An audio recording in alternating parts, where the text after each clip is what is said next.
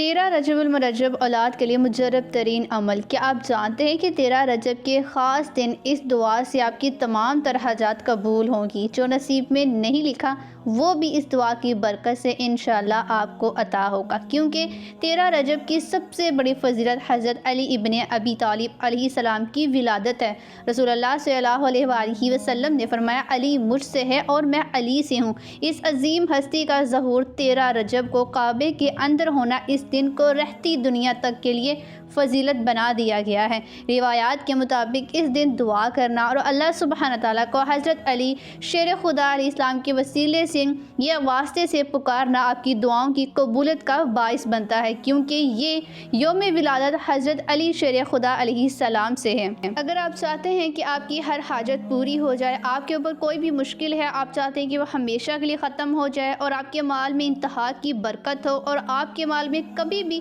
تنگی پیدا ہی نہ ہو، تو میں آپ کے ساتھ 13 رجب کا ایک خاص عمل شیئر کرنے جا رہی ہوں، جس کو آپ نے صرف 70 بار پڑھ کر دعا مانگنی ہے، اور انشاءاللہ اس عمل کی برکت سے آپ اپنی زندگی میں حیرت انگیز معجزات کو دیکھیں گے، اپنی حاجات کو پورا ہوتے دیکھیں گے، اپنی مشکلات کو آسان ہوتا ہوا دیکھیں گے، اب اپنی مال میں رزق میں انتہا کی برکت کو بھی پائیں گے۔ تو اس لیے اس عمل کو آپ نے غور و توجہ کے ساتھ سن لینا ہے۔ عمل کرنے سے پہلے کامنٹ میں لا الہ الا اللہ ضرور لکھیں، اور 13 رجب سے پہلے اس سب کے ساتھ اس ویڈیو کو صدقہ جائے سمجھ کر لازمی شیئر کریں۔ آپ کئی سالوں سے بے اولاد ہیں اور چاہتے ہیں کہ اللہ پاک کسی مہینے میں آپ کو اولاد کی خوشی عطا کرے، یا آپ کی کوئی بھی ایسی حاجت ہے جو پوری نہیں ہوئی، تو آپ نے 13 رجب کا خاص دن ضائع نہیں کرنا۔ آپ نے اپنی ہر حاجت کو پورا کروانے کے لیے اس مجرب ترین عمل کو 13 رجب والے دن لازمی کر لینا ہے۔ آپ نے کامل یقین عقیدے کے ساتھ کرنا ہے۔ عمل کا جو طریقہ کار ہے بہت مختصر اور آسان ہے کہ آپ نے 13 رجب کو